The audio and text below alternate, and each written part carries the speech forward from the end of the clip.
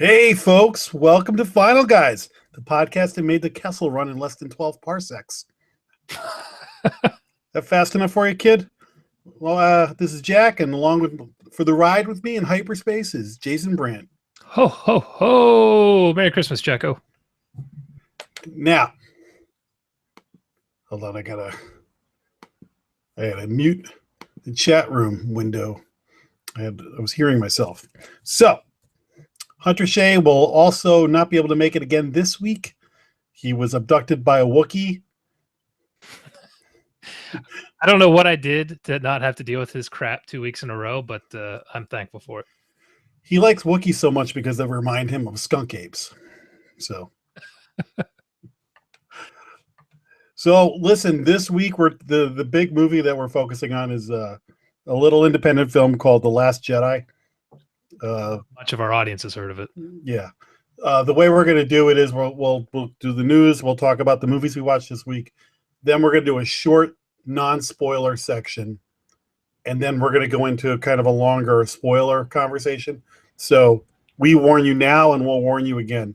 If you haven't seen this movie and you don't want to be spoiled, when we start talking about this movie, be ready to bail or be ready to be spoiled because we're going to pull the sucker apart. Going to get really interesting. Really, really interesting.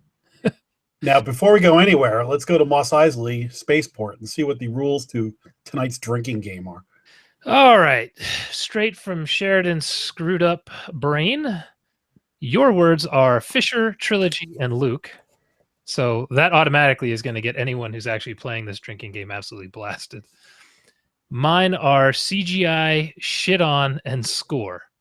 And the bonus words, what are the bonus words? That's just if any of us say them? I guess so.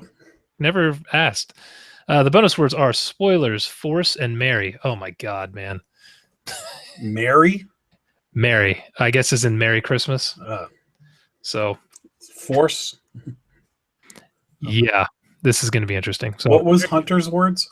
Hunter's were Luke, Saber, and Ghost. He doubled us up on Luke. I guess he wants people to just... See, now Hunter's words should have been like hate, crap, never. Yeah. He hates Star Wars. Whiny sound. Yeah. So there we have it. Okay. So why don't we jump into the news real quick? My first piece of news has to do with one of the cast members of the new Star Wars movies. Were you a fan of either the Addams Family TV show or the movies that came out with Christina Ricci and Raul Julia and all them? Yeah, I watched the show growing up, and I remember I haven't seen the first movie since, I don't know, probably junior high, but I remember really liking it. I don't really remember much about the second one. I don't know if I liked that one. I can't really remember. I was a big fan of the show growing up. The movies didn't do much for me, but I remember after seeing the first one, I thought Christina Ricci was hilarious. I was like, this girl's going to be a star, and sure enough, she was. They're okay. I thought the casting was okay. Well, the reason I bring that up is because there is going to be a Addams Family animated movie slated for October 11th of 2019. So we're over a year from now. And the only casting so far is that Oscar Isaac is going to voice Gomez. I could see an animated film doing well with those kinds of characters. They could do some pretty crazy fun stuff with that. If they do it right, animated may be a better platform to do. Like I could see a Tim Burton cartoon, like a Nightmare Before Christmas. Yeah, exactly. That's exactly what I was thinking. However, if they were going to cast a live action Addams Family to reboot it yet again, Oscar Isaac actually is a pretty great choice for Gomez. Yeah. He's a good actor. And he kind of looks it, so yeah. I could see that. So circle October 11th of 2019. All right. Now, are you familiar with the movie Death Becomes Her? The Bruce Willis, Goldie Hawn. Yeah, I haven't seen that since the 90s, but yeah. Yeah, I don't even know what year that movie. It's 25 years ago, that movie. Meryl Streep, Goldie Hawn, Bruce Willis. There was sort of a potion that kept you young, but it actually killed you. and any damage that happened to your body didn't heal. So there's the famous like hole in the person. That's what I was going to say. Well, they're developing a stage production of Death Becomes Her. Which I'm like, where the hell randomly did they pull that one out? But I guess this movie has a cult following. I was going to say, was that a hit when it came out? I honestly can't remember. I think I was too young to really have paid attention. I never cared about it, so maybe I'd go back and watch it. But they already have Kristen Chenoweth attached to it. So I don't know who that is. She's the blonde country star. You'd know her if you saw her. I don't know. I'm imagining this is going to go to Broadway. She's a pretty big star, and it's going to be one of those things that you overpay for to see. And not I. If you go down Broadway, all the shows now are like old movies and revivals of shows. It's like Footloose and Roadhouse and Last American Virgin, whatever. There's like nothing. I'm just kidding. There was a Roadhouse. I actually did see a production of Roadhouse once in the city, in this small independent area. It was hilarious. I would have paid to have seen that. Absolutely. The guy who played Patrick Swayze was the guy from the movie The Last Dragon. Oh, really? So he's black, and he wore a blonde mullet wig. It was awesome. That's amazing. Actually, friends of mine flew in from all around the country to go to this. It was a big event. Oh man, I'm sorry I missed that. I don't think we're going to do that for Death Becomes Her, but I thought it was interesting that they're doing a show, and it's going to be a musical. She's a singer, so I don't know when it's coming out, but reserve your seats as soon as possible. Sure. All right, everybody usually likes to hear the latest news about it, so let's go to it. It is available digitally for purchase today, December 19th. And I don't know when. I'm sure you'll be able to buy the DVD soon. But if you wait, coming in 2018, there's going to be an extended director's cut with like 15 extra minutes. Really? I wonder what that's going to be. I'd actually like to see a longer cut of that and see. Supposedly, there's a Pennywise eating a baby scene. They never made it. And all right, I don't know if that's going to make it or not. That was one of the questions in the article I read. But I heard about a bunch of stuff that was cut. So Pennywise eating a baby, man, that's pretty hardcore. You look like a baby. I'm going to eat you. Get in my belly. So now on the DVD front, I also saw Criterion is releasing Blu-rays of Night of the Living Dead and Silence of the Lambs. They're getting the 4K treatment. Oh. And then there's going to be tons of extra stuff on both of them, like old stuff from like original DVD releases that's not available anymore, and then some new stuff. So Night of the Living Dead. I was just going to say, I'm curious how Night of the Living Dead will look in 4K. I don't know that I've actually seen a black and white in 4K before. I would like to see it visually, and to be honest, Silence of the Lambs, I have a DVD of it, but that actually I don't have a DVD player, but I don't think that would be 4K. I actually think about going to get one because I love that movie so much that the extras alone, I'd want to see. Anything behind the scenes on that movie, I love watching, so I'm actually considering it. And Criterion's pretty famous for their Blu-ray. They do good stuff. But yeah, you're right. Night of the Living Dead and the black and white. I'd love to see because I have the Jaws Blu-ray that came out where they remastered it, and it visually just looks amazing. That if you could go on YouTube and see like the side by side and the picture quality. And the first time I put it on, I was like, oh my god, I don't know that I've watched Jaws in high definition, let alone 4K. I'll have to check that out. Huh. Yeah, it's very cool. All right. And that is all the news that is fit to print, my friend. All righty. You want me to blast through my movie so we can get to blast through your movies. The main feature here. All right. This was an unproductive week for me. Productive movie viewing wise, but maybe not so much work wise. I watched The Passion of Darkly Noon, which I spotted on Shudder. I'd never heard of this movie. It's from 1995. How I haven't heard of this is what's surprising, because it stars Brendan Fraser, Ashley Judd, and Viggo Mortensen. Wow. And I'd never heard of this film. Upon watching it, I can see why I've never heard of this film. It is bizarre. It's basically Brendan Fraser is a guy who grew up in a cult his entire life. And the cult is basically everyone in the cult is killed by the feds in a raid of some kind, and he escapes and just wanders through the woods until he's found by Ashley Judd, who lives in a big house in the middle of nowhere with Viggo Mortensen. See, now if I'm wandering through the woods, I never get found by Ashley Judd, and that's like one of the things on my bucket list. Yeah, you know, I've gone for a lot of long walks. I spent a couple days in the Appalachian Trail once. Never spotted Ashley Judd. And this was Ashley Judd in the 90s, like pre-Lost Her Mind Ashley Judd. Looking good. Time to Kill. Oh. Yeah. So basically he falls in love with her, and he's a weirdo already, and his mind is eroding, and he gets crazier and crazier, and it becomes a big problem between the three of them. And that's kind of what the movie's about, I guess. But it's really weird in the middle of all that, because he finds a woman in the woods who tries to convince him Ashley Judd is a witch. And he sees a giant shoe floating down a river, and he sees his dead parents talking to him, and it just gets weirder and weirder and Sounds weirder. Like a Terry Gilliam movie. It's really bizarre. I don't even know who directed this. Philip Ridley, and I don't think I know any of his work. Hold on one second.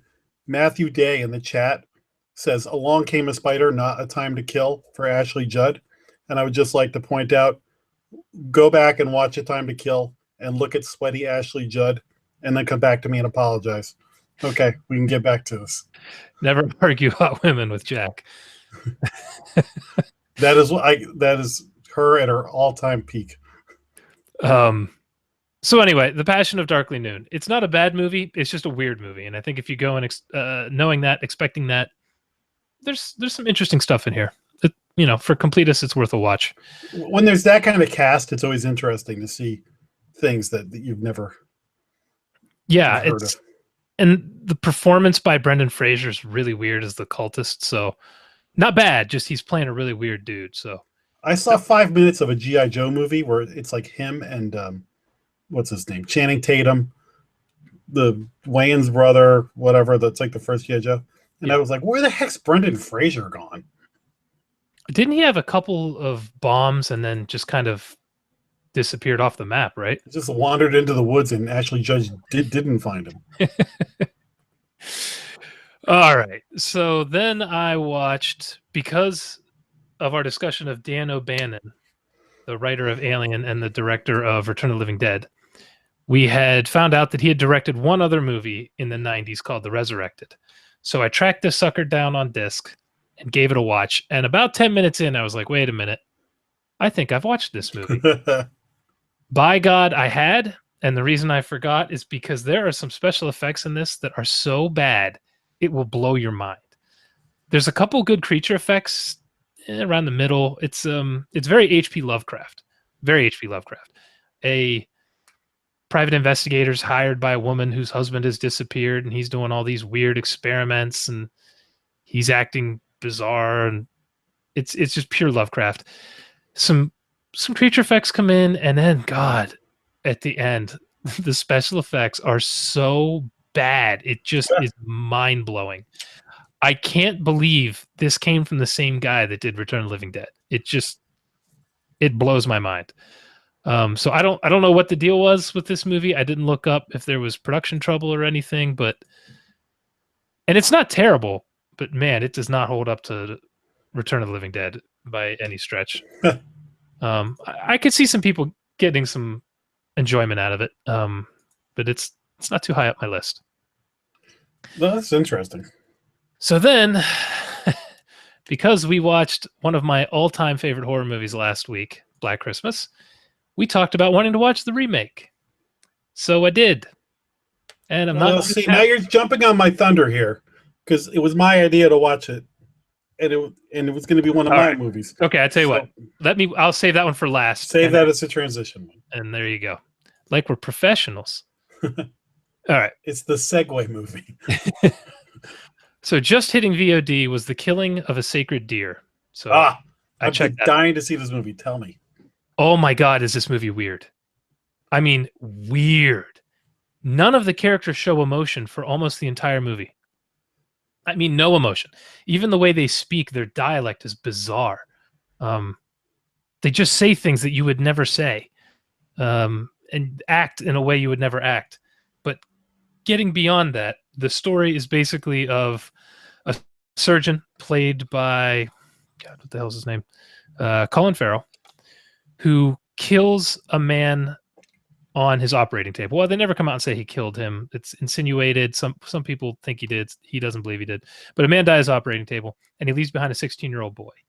And he starts spending time with this 16-year-old boy because he feels bad that his father's gone. From there, things get weird, and this boy is a strange bird. And eventually, you know what? I don't even want to say what he does because it's a bit of a spoiler for about the middle of the movie, but it's really what kicks the movie into overdrive, and things take a hard left turn about in the middle of the movie and then just go downhill from there. It's really freaking good and really freaking weird, and it's just one of those that I'm like, I am gonna have to be careful who I recommend this to. I'd recommend it to anyone listening to this because if you love horror, this is a great weird film. It's done, I think A24 released it, so you know they know what they're doing. But I wouldn't recommend this to a normie because they would like if I recommend this to my dad, he would probably be pissed off after having watched it because of how weird it is. I'm actually glad you said that because several times later, I'm going to be referring to people like us versus normies. So you've just like kind of popped the cork on that one. Yeah, that's a big one with this movie, but I'd be curious to hear what you think of it. I'm still trying to track it down. Where'd you see it? I think it was on Amazon. I think I rented it on Amazon. I think it just came out. All right, so here's your transition, Jacko. Black Christmas, 2006. God damn, did this movie just drag me down. I was in a good mood, and then I watched this, and I don't even want to refer to it as a remake of Black Christmas. It's like a parody of Black Christmas. It takes all the mystery that you love from the first movie and just, now we don't need that shit. We're just going to put in a guy eating eyeballs and escaping from an insane asylum. A yellow guy. Oh, yeah. Why is he like, what? So I got to look at what year was Sin City because they had the yellow guy. I don't know. It's got to be close. But, I was so frustrated. I honestly, in the middle, was wondering if the people who made this had actually watched the original Black Christmas. Because this didn't have the tone of it. This didn't have the mystery of it. This didn't have the pacing. They took the eyeball looking through the door and used it 1,000 times, though. Oh, man. Yeah, like, did they see the poster? And yeah, it was in a sorority house? The kills I found not scary or cool, but weird and dumb and out of place. And I don't know what the obsession with the eyeball thing was. It must have been from that shot. It must have been because this guy collects eyeballs. He's got the characters are dumb. They're annoying. I'm trying to honestly think of something I liked from this, and I'm really struggling. And I don't really like to be this negative about things on here, but I think because we just watched a great classic. Flip it over to me because I actually did not hate this movie. I had a lot of fun with this stupid movie. Wow. It is a dumb movie. However, first of all, they cast like the Maxim top 100 from 2006 to be in this movie. You get, let me just go to my list here. Katie Cassidy, Mary Elizabeth Winstead, Lacey Chambert, however you say her name, and Michelle Trachtenberg, and the other drunk girl. So there's just a house full of hotties. It is a big, dumb movie, but it was so ridiculous that I was just kind of like, I think I was so bad at gooding it. I was just like the further, I was like, wow, it's the complete opposite. The first one doesn't tell you anything about the killer, and this one is going way too far. And Just Yeah, they practically told us his social security number. yeah, but like I said, it was so bad that I actually was getting a kick out of it because it just kept doing it, and so I was like, this actually like I've watched other movies. Maybe it's because I just had the bar set so low that I just enjoyed it. Whereas a lot of movies I watch, I'll turn them on and they just disappoint me so much. This one I went in kind of with the bar low, and so I was like, oh, actually, there's a lot of hot chicks in it, and it's kind of a lot of dumb. But I thought the kills were fine. Like the fact that like he was making cookies out of human skin and stuff like that was Like, what the fuck? What does this have to do with Black Christmas? it just went for it. So I wish my only regret is I paid a few bucks to watch it because I couldn't find it for free, and that's where I was like, it loses points because I had to actually pay. Had this not been called Black Christmas, I still wouldn't have liked it, but I might not have been so pissed if it wasn't called Black Christmas.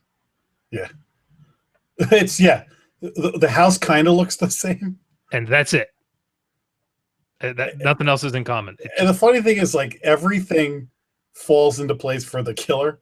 Like, there's a snowstorm, so there's like they can't make phone calls and people can't get in and out, and like everything just falls the right way for the guy. Just it's a very laughable movie, and yeah, the cops can't get to their house, but the guy from the asylum can get to their house. Like, huh?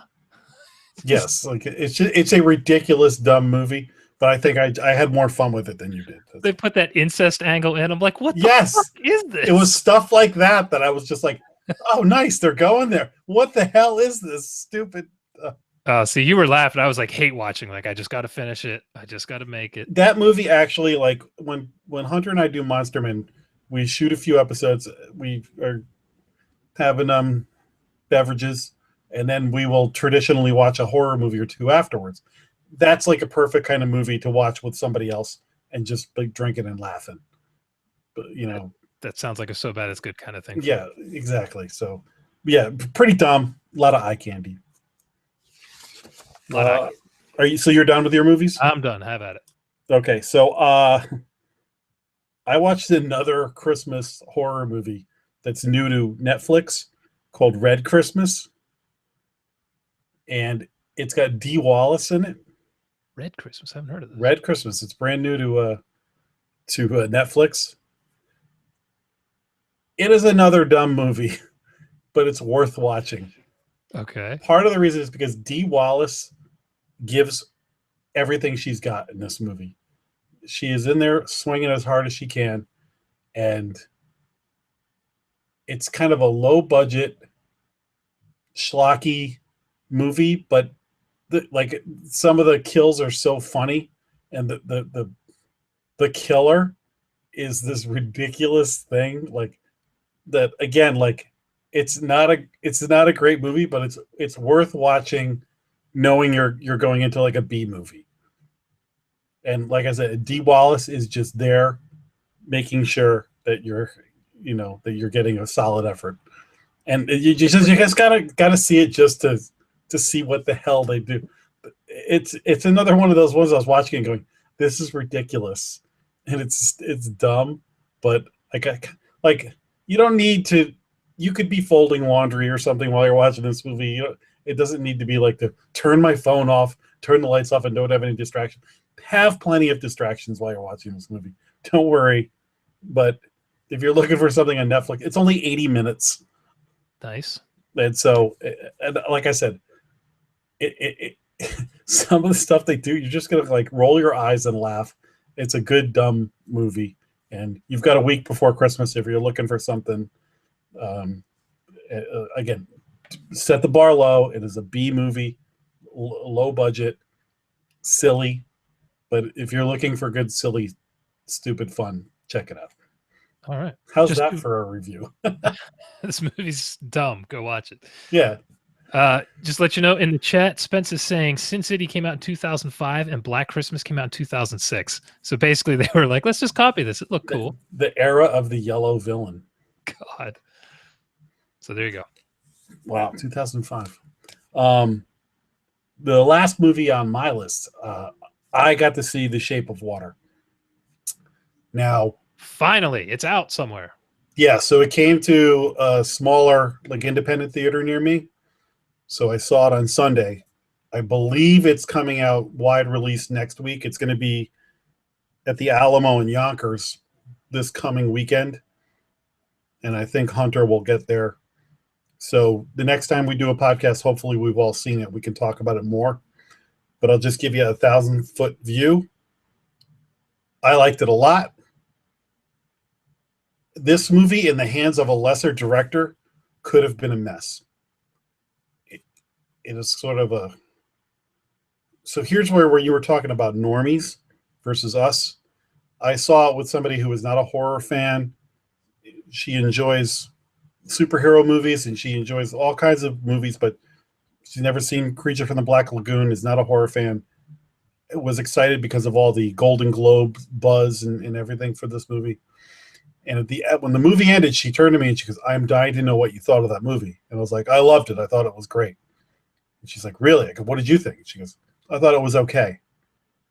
So she thought it was a little weird. She thought it was okay. Whereas I was like, so it's not really a horror movie, but it's for horror fans. So it's like a horror adjacent movie. It's a creature movie, but it's got this love story. It's got this fantasy. It looks spectacular, and they take some risks in this movie. They go some places. Part of it is very formula, and part of it is like, holy crap, I can't believe they did that. So I think it's worth seeing. It'll be a very interesting conversation because even if you don't like it, it's kind of like, it's not as polarizing as Mother, but it's going to be one of those movies that I think some people are going to walk out and be like, that was the dumbest thing I've ever seen. And somebody like Hunter Shea is going to walk out of that and be like, that's the greatest movie ever made. So, well, he's already decided that. Yeah. But it's very good. It sounds like the killing of a sacred deer in that way, then, that I think a lot of people are going to be pissed. And a lot of people are going to think it's amazing. So I'm looking forward to it. Yeah. So with that, young Jedi, let us turn to the main feature, Star Wars, The Last Jedi. Is this episode 9?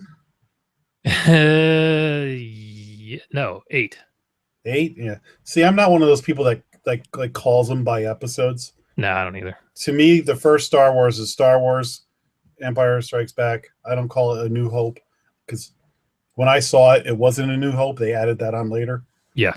It wasn't episode 4. It was just Star Wars. Yeah, so that's Star Wars. Would you like me to give my reviews, or would you like to give your first, or do you want to summarize this movie? Well, if you've seen The Force Awakens, then you know that there's a bunch of new characters: Rey, Finn. What's the other guy's name? Poe. They're back. They're running from, I almost said the Empire, the First Order or whatever, the Empire 2.0. Empire Light. Yeah, they're on the run. What's left of the Resistance, there's very few left, even though that seems like there was a lot left at the end of The Force Awakens. But it's the I can't believe it's not butter of empires. They're on the run. Rey is going to meet Luke Skywalker to try to find her purpose in the world. And that's really about it. The First Order's chasing. I mean, there's a lot more that goes on, but that's the crux of the movie is the First Order. It picks up right after the last one. Yeah. And without going into spoilers, I don't really want to say too much more. Okay. So I'll just give you my 1,000-foot view of this thing. 1,000-foot view, and it was okay. The first 2/3, I legitimately was sitting there thinking, I'm going to have to go on this podcast and tell people not to go see this movie because I am really not enjoying this. And I think the story's a mess and I'm not happy right now. The last act, really, I got some enjoyment out of it. I actually liked the last act. There were some things in it I didn't like, but the first 2/3 did not feel like a Star Wars movie to me. The end of this felt like a Star Wars movie to me. So I like it for the most part.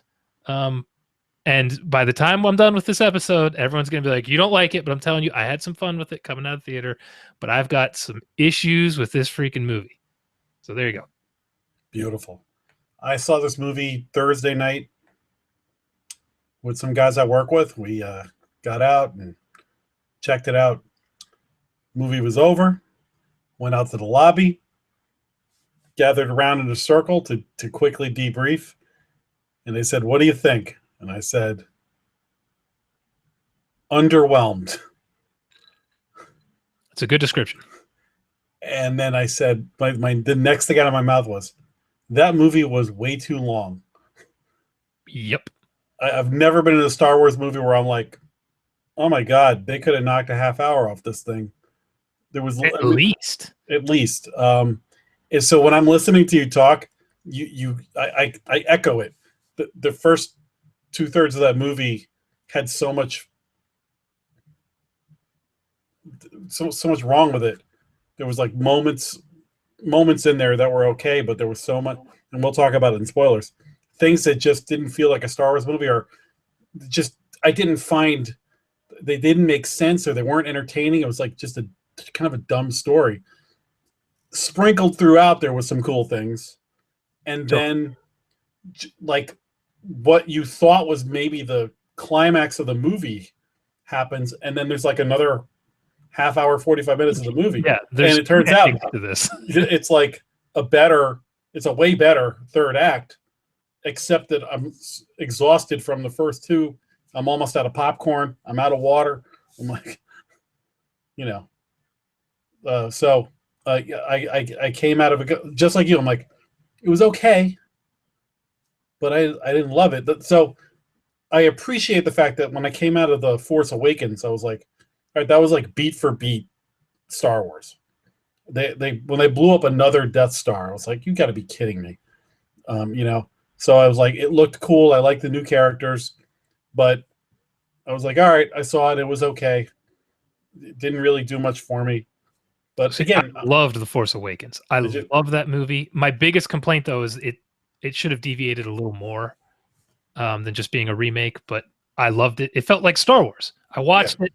The music, the lightsaber. I'm happy at the end of The Force Awakens. At this, I was like, yeah, all right. Okay.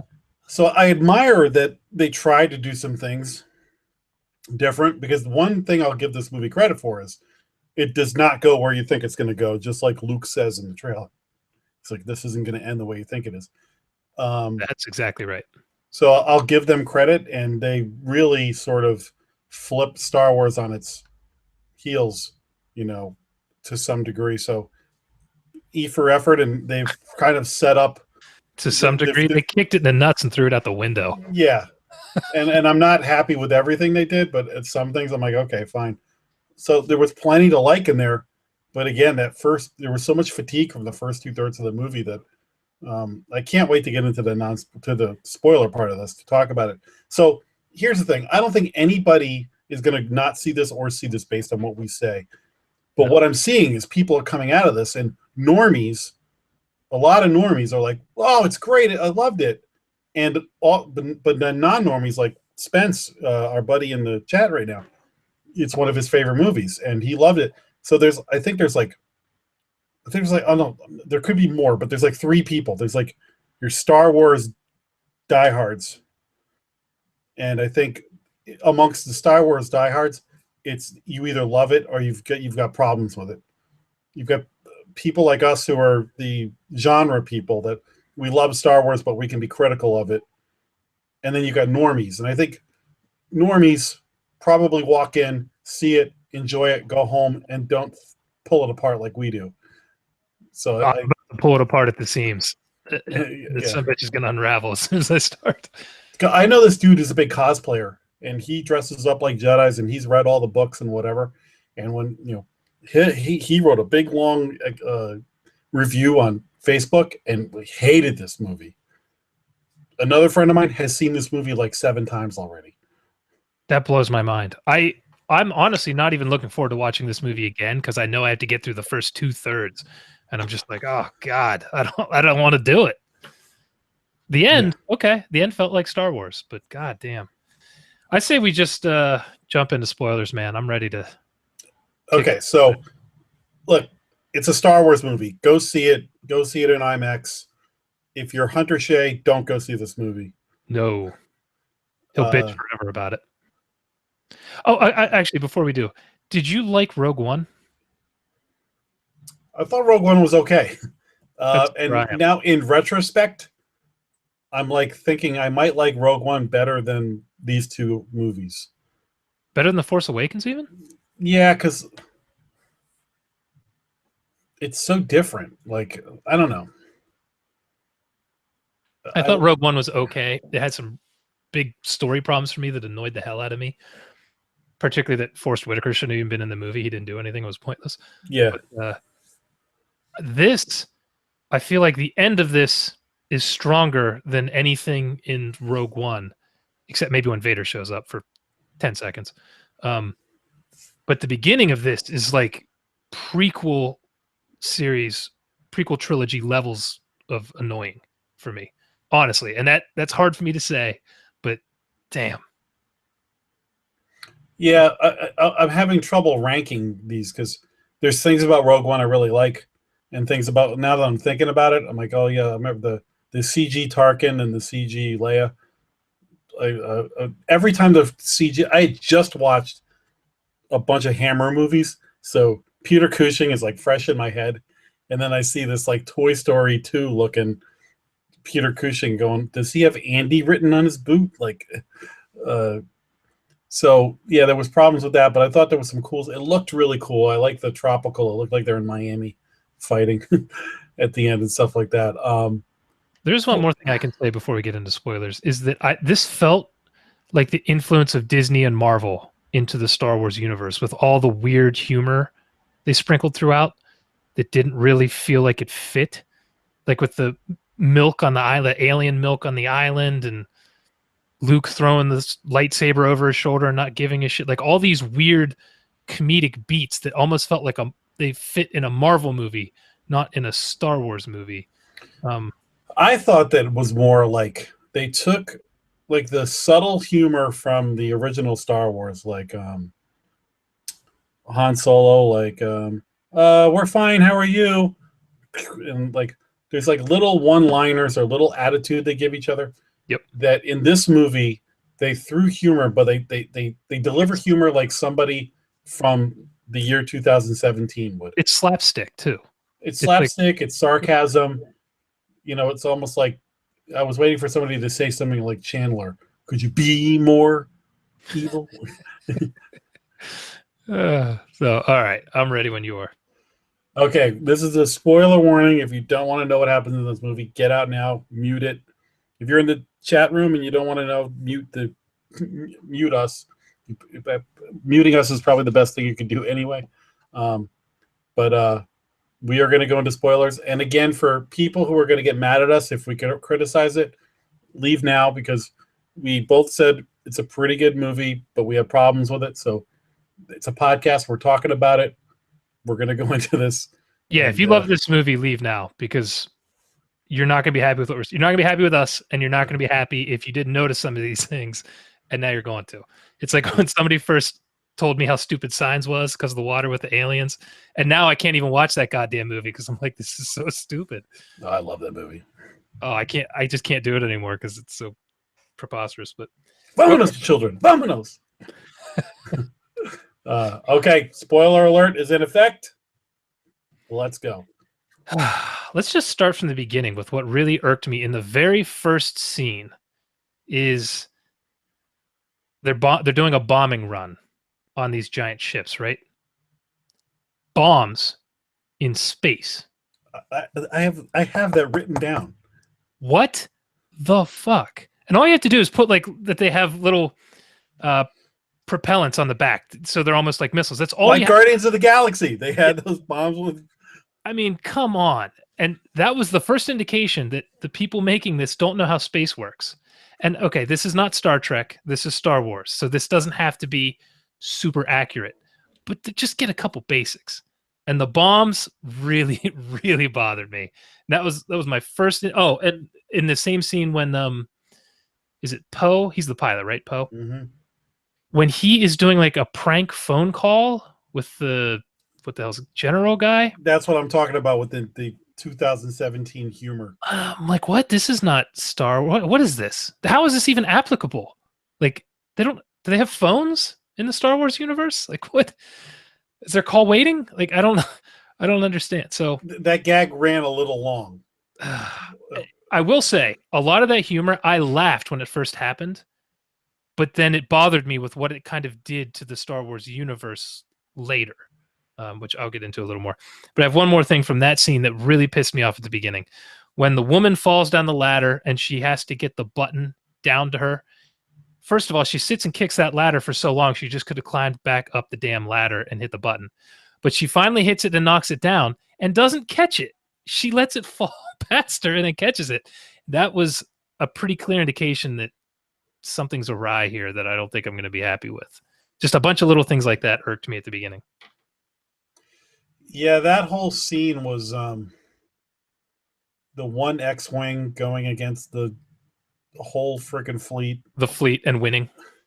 Yeah, I'm kind of rolling my eyes going, okay. Then they're bombing, and I thought the same thing like that. And that just, I got to say, if there's a drinking game for Star Wars movies, you got to start with every time Poe says, "Hey, buddy," or something like that.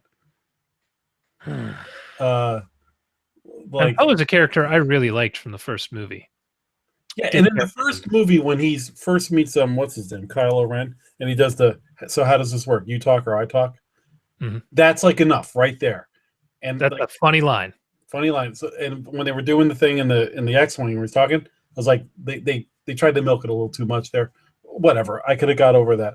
But then that leads to this slow chase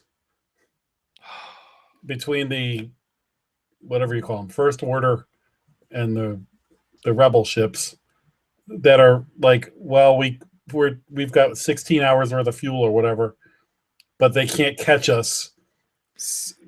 And then a bunch of really dumb things start to happen. And this is where, again, you get to the second half of this movie and a lot of cool stuff happens. But before you get to all that, they have this thing where, so a couple of us are going to leave, go to some planet, find a guy who can break into the ship that's chasing us. So they leave without getting seen and go do this whole thing just to bring back a guy who can break into the ship that's chasing them. And I'm going, what writer thought of this? And okay, you're right on point with something I wanted to mention. The whole crux of this movie is we're going to run out of gas. That is not a Star Wars plotline. Like, come on. Like, we're going to run out of gas? And then the part of that bothered me, too, that I wanted to mention about this we don't know how space works thing, is they're saying we can't get close enough to them till they run out of gas. The Empire 2.0 is saying this. Because our weapons aren't as effective at this range. What? That's not how space works. Like, there's no drag. It works just as good as when it leaves the barrel as a million miles away. And then they showed their lasers arcing through space. I'm watching this like, come on, guys. Like, I know this is a movie with lightsabers and shit, but like, really? Really? But also, it's never been that way in any other Star Wars movie. It's always been fast and slow, and the Star Destroyers aren't going as fast as the Millennium Falcon, but they're keeping up with him until he can get to hyperspace. But the fact that two people leave to go to a planet, I'm like, couldn't you have just written that somebody like radios to them and they're not in the ship and says, you got to get somebody to come meet us, or can you get somebody and go board the ship? You mean someone who's off planet like Rey? Yeah, exactly. And you mentioning that planet, that is the scene that I hated the most. That whole section of the movie could have been cut out and the movie would have been better for it. They were doing some weird thing in there about animal rights and slavery and gambling that I'm like, what is the message here? I don't get this. But think about this. The whole thing on that planet comes down to they parked illegally. Yes. And so that's why they got in trouble. So I'm like, and then they end up in jail with Benicio del Toro. Speaking of Sin City. And, he's like is he going to Lando? Yeah, actually. Yeah. It's so hard for me to kind of keep everything in order here that I want to talk about, but they get to the planet, they find him, but from then on is when it really started to click to me. There is no point in Finn's character being in this movie. He accomplishes nothing. They go to the planet to get that guy. They fail.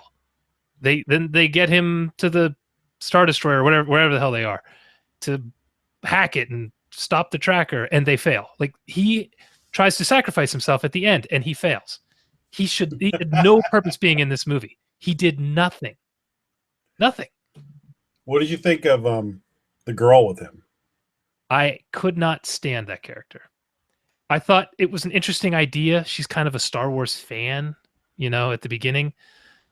But what really pissed me off is the end when Finn is trying to sacrifice himself, which would have actually had him accomplishing something in the movie and would have been an interesting character arc to kill off a main character in the new trilogy, smack dab in the middle of it.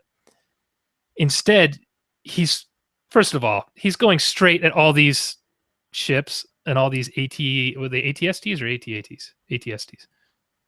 And none of them are shooting at him. They were they're just letting him come at them. And somehow what was that character's name? Alice, or what the hell is her name? I don't even remember.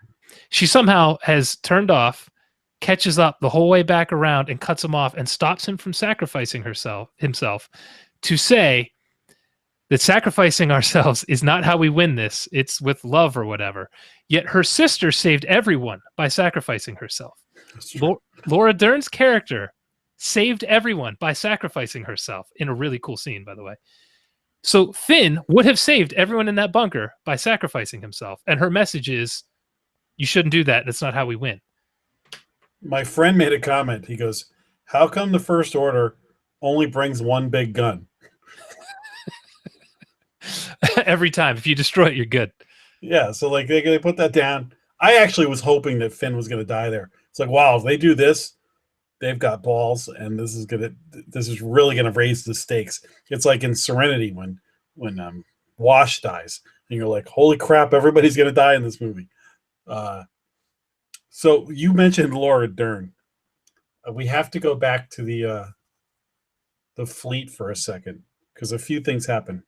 So she turns the ship around and sacrifices it by light speeding in, which now is. There's a huge hot debate now amongst geeks like us where they're like, well, if that's the case, why don't they just have in every battle a droid fly a big ship and light speed through the Star Destroyers and stuff like that? Good point. So you've kind of opened up that. So the First Order's now suicide bombers? Or the rebels or whatever you call them. They should be like just shooting light speed ships at the and cutting in half all of it. Number two, so Laura Dern. So it was interesting how they made Poe's mutiny being the wrong move and in humbling because he really should have been shot for treason. Yeah. Instead of I like him. Yeah. So Laura Dern ends up being the hero. Why don't you let Admiral Akbar, who they kill, be the one to fly the ship into them? Because Laura Dern has pink hair, man. Yeah, she left the Hunger Games to stop by. Laura Dern's character really bothered me in this movie. I'm happy to see her get work. She is the shit. Her character was dumb. All you have to do to stop this mutiny is tell him your goddamn plan. Yes. And the whole storyline is done. It's over. And she's just being an idiot. Ugh. Now, there was a couple of things that reminded me of Guardians of the Galaxy and that I really had a problem with. When Princess Leia gets blown out into space. Oh, God. And she's there like Star-Lord out in space. and then all of a sudden she Mary Poppins back, like Horrible. I'm Mary Poppins, y'all. Yeah, that was just. I was like, what? It felt like it looked like a parody of Guardians of the Galaxy. And sorry, good. Well, it's Carrie Fisher's like first time showing any force ability. And it's the worst thing we could have watched. You know, like she could have moved a pen across the room and it would have been more interesting than that. Or do a Jedi mind trick on Poe. That would have been great. So that scene is the other part of, does no one here understand how space works? She flies back to the hatch. Poe is standing on the other side of it and opens the door to let her in. I'm like, you're all dead. You all just got sucked into space. And instead we just cut to black. Like, come on. This is just simple little stuff, you know, like, and then you don't have assholes like me complaining about it. You know? Yes. This is outer space, right? Yeah. I actually was curious to see what they were going to do with Carrie Fisher because she passed away. So it was touching to see like her and Luke have a final moment. And they said that they wanted to leave her performance intact, so they didn't change things to have her die in this movie. And the next guy's going to have to worry about it in the next movie. J.J. Abrams is going to have to figure out what to do with it, which I'm like, okay, because there was several times I was like, oh, Leia's going to be the one to sacrifice the ship. That's the thing. They built in so many different points where it would have been perfect to have her go out on her shield. And instead, she's the one who lives, and Luke is the one who dies. And it's like, okay, have fun, JJ, figuring that shit out. Except, okay, so Luke dies. Terrible. We can talk about that, but he'll be back as a Force ghost. So the Luke thing is maybe the most disappointing aspect of this movie. Their whole time on the island, I pretty much didn't care for. When we see his daily routine, why do I have to see him go out and milk an alien and then drink it? Why do I have to see him catching fish with a 100-foot pole? Like going, it just was weird and pointless. And everyone wanted to see him train her. Everyone wanted to see how badass Luke has become. And instead we see nothing. Nothing at all except mopey ass Luke the whole movie. But it's kind of like a crazy hermit like Yoda seemed to be. But how long was Yoda like that? 10 minutes? 15 minutes? Right. And then you start seeing some interesting stuff coming from Yoda. You know, we didn't get that from Luke until the very end, which is a whole nother thing that bothered me. But okay, I feel like I need to say something positive. Good. When Rey and Kylo Ren team up and start fighting all the guards, I thought that scene was so cool. I really dug the hell out of it. When they killed Snoke, it took me by surprise entirely. And at the time, I was really happy that they just did something crazy like that. I'm not happy about it now that I'm thinking about the overall story, but that surprised me in the theater. I got a kick out of it. I like that part. Yeah, I don't mind that they killed Snoke. I thought it was good that they're not going to repeat the Emperor beat. You know, he was basically like, get him out of the way so I could take over. I thought that scene was pretty good too. There were two characters, Snoke and the Phasma chick, that I was like, okay, so you built up both of these in the first one, and then just sort of unceremoniously killed both of them if Phasma's dead. I'm thinking she's not, but let's hope. Otherwise, yeah, what's the why is she in any of these movies? Yeah. So, maybe she's not dead and she'll come back all scarred up or something. But the only thing was, like, they never really explained who the hell Snoke was. So I guess they can leave that as I don't know. That's what pisses me off. So J.J. Abrams, whether you like the first movie or not, he did a really good job setting up mysteries that could be expanded throughout the series. And then in the last movie, you get the reveals. Who the hell is Snoke? Where did he come from? How did he get his powers? How did he rise up to take over? Like all that stuff. There's a ton of theories online about this. Who the hell is this guy? Where'd he come from? Doesn't matter. Who cares? Like, I don't care now. He's dead. So that was all worthless. So what you just said, the key to this whole movie, this movie just kept setting you up with an expectation and then subverting it. So they're like, okay, in the old movie, we did this. So now we're going to do the opposite, or we're going to swerve So if you wanted Luke to train her, nope, he's going to burn down the church. Look, do you think this is going to happen? We're going to tell you about Rey's parents. Nope, they're nobody. Like it kept subverting, and some of that was cool, and some of it was kind of like, all right. Sometimes I feel like you're just doing this to be. Yes, you just perfectly summed it up for me. When she hands Luke the lightsaber at the beginning, that was an epic moment at the end of the first movie, and everyone's like, "Oh God, she found Luke Skywalker! I can't wait!" And he just takes it and throws it over his shoulder. In that moment, I laughed because I was so surprised, and then I absolutely hated what that does to the first movie. Now, you just shit all over the end of The Force Awakens. So once you've seen this trilogy, you're not going to have a great feeling of buildup at the end of that because nothing's going to come of it. Nothing's going to come of Snoke. I still have a feeling something's going to come of Rey's parents because this guy's not doing the third movie and J.J. Abrams is. I have a feeling he'll kind of fix a lot of the story issues with this. But all the mysteries he set up in the first movie just got shit canned in this one, and it really bothers me. I do like Daisy Ridley. I do think Adam Driver's fine. The casting is incredible across the board, and the guy who plays Finn, he's great. I think that I'm looking forward to seeing what they do next because they did shuffle the deck so much. My gut is that they're going to have like a time jump, and this is going to be 10 years from now, and they're going to be in the midst of a rebellion, and they'll be like, "Oh, Princess Leia passed away," or something like that. It's kind of like Walking Dead. There was in the comics, there's a time jump. I can see them doing that here, and what's his name? Kylo Ren will be more like Darth Vader, if I had to guess. I honestly, I hope you're right, but I have no idea. And actually, I want to see the old characters go, because the thing I liked most about Force Awakens was the new characters. The lightsaber fight in the woods was awesome.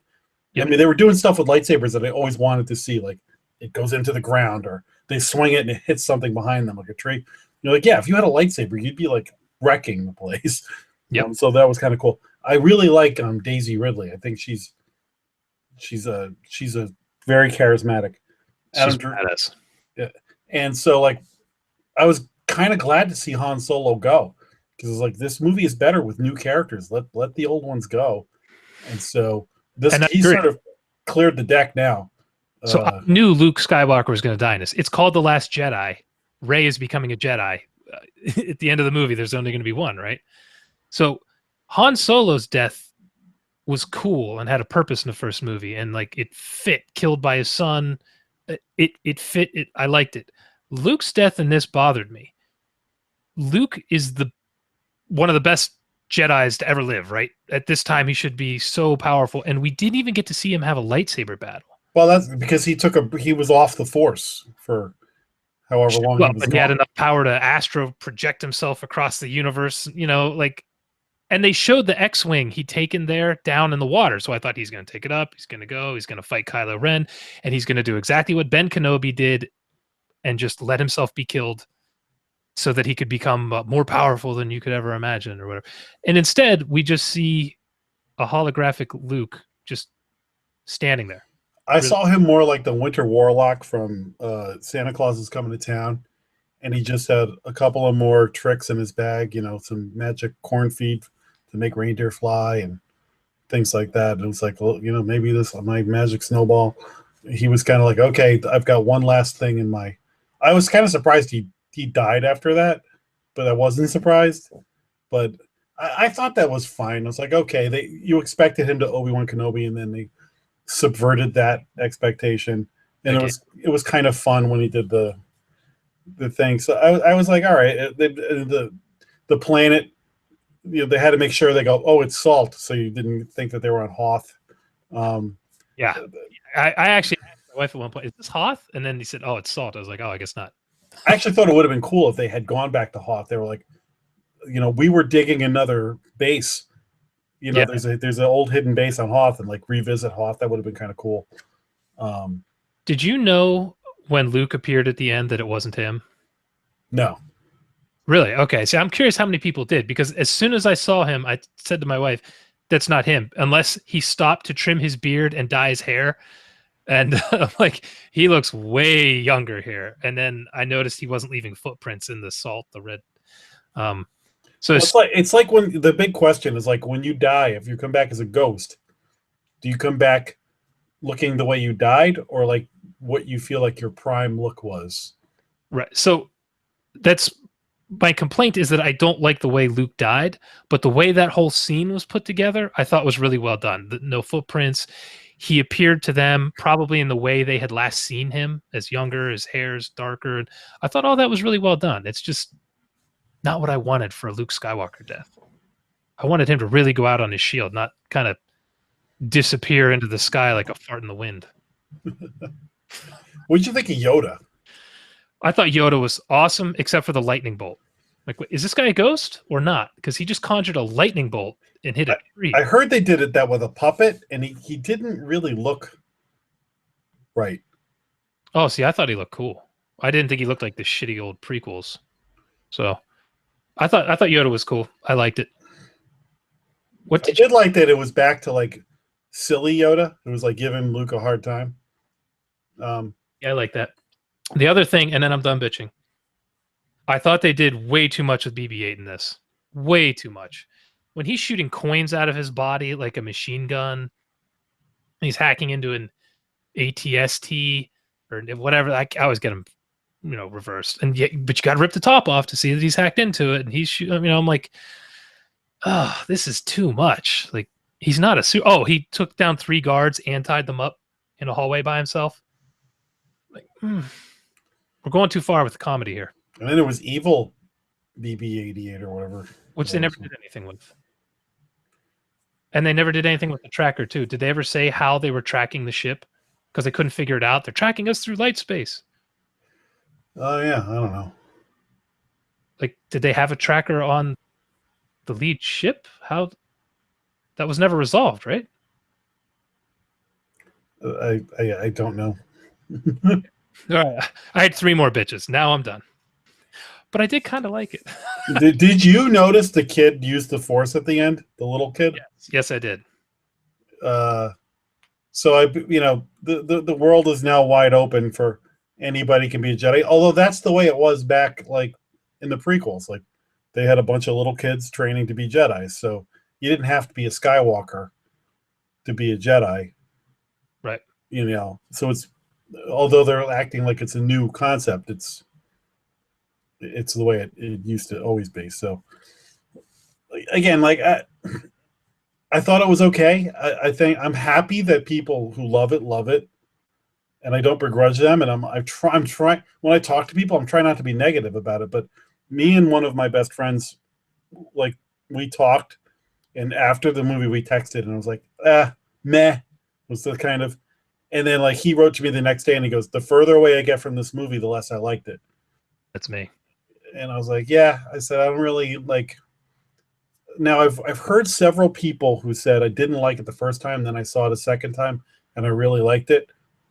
There's a chance that over Christmas, somebody might convince me to go see it a second time, and I'll be like, I'm kind of game sometimes for just all right, I'll go again. But the thought of sitting through the first hour and a half of that movie, when this is on cable and I could just come in halfway, I'll be much happier. Exactly. Like, I'll watch it again, but I'll probably have some friends over. I'll put it on and I'll be like, okay, I'll go get the pizza and the beer. I'll be back in about an hour, and then I'll enjoy the rest. It's like I love Old Country for Old Men, but now that I have it on DVD, I can, the last 10 minutes where it's just Tommy Lee Jones sitting at the kitchen table talking to his wife. I could just, okay, I don't need to see this again. Right. I'm going to do that with the first 2 hours of this movie. Yeah. So, all right, I think I'm done. I had other things written down, but I'm just going to let it go. The other thing I said to a friend I work with, I said, look, I thought this movie was okay, but I'm not 7 years old. If I was 7, this probably would have been my favorite movie ever. So, Again, we're not exactly the target audience for. In some ways we are, in some ways we're not. I feel like Well, no, this movie would have taken a lot to have made me a lot of changes. But I will say, thank God Disney brought J.J. Abrams back. I mean, that's the only thing that has me excited for the third movie. One last question. Do you like, what's better, this or the first prequel movie? This. Really? Darth Maul? I think so. I enjoyed Darth Maul actually, but like I said, the last half hour of this, I was like pretty much enjoying myself. That prequel, man. I mean, how long is Darth Maul in the movie? Yeah, no, I like this one better than that too. But a friend of mine said he liked, what's that one called? I can't even remember. Phantom Menace. Phantom Menace. Yeah, no, you've got baby Darth Vader. Let's go pod race. I don't need any of that. But he did mention the Darth Maul thing. I was like, yeah. Darth Maul was cool for about 5 minutes in that movie. Yeah. And then, you know. The Jar Jar Binks was not cool for. Yeah. This movie didn't have a Jar Jar Binks. It just had a bunch of characters who failed at every single thing they did. And they did have Chewie eating one of the porgs. I'm not, but that scene bothered me too, because it made no sense that then he was friends with them later. Just cut out him eating one of them. And okay, you have one less joke, but now it makes sense. Like they're buddies instead of he's the monster that murdered that one's mom. Okay, I'm done. All right. So we both agree, best movie ever. Yes, super happy. I hope it wins all the Oscars. Excellent. All right. So we're not exactly sure of our schedule next week. We'll post some info on the website with Christmas and stuff. Our schedules are in flux. So we're going to try and see Shape of Water, and there may or may not be a show next week. We may be late. So stay tuned to our Twitter and our Facebook feed. And while you're there, share our link, give us a review on iTunes, subscribe, all the stuff that helps the podcast. And also, everybody, happy holidays. This is we're heading into Christmas and New Year's and all the other holidays that Donald Trump doesn't want us to acknowledge. Well, we're acknowledging them. Absolutely. We have a new review that will be up on the website here probably tonight or tomorrow. By the time you're listening to this, it should be up. I've got a new So Bad It's Good up on SS Doom Trooper. Might be our best episode yet. My wife makes a lot of fun of me in the editing, so if you want to see somebody shitting on me, that's it. Well, we just got a Happy Festivus in the chat line from Pam. That is the best holiday. It is. I think I just aired a lot of grievances, so. You can take him, Georgie! Happy Festivus, everyone. We'll be back after Christmas. May the force be with you. Live long and prosper. Bye.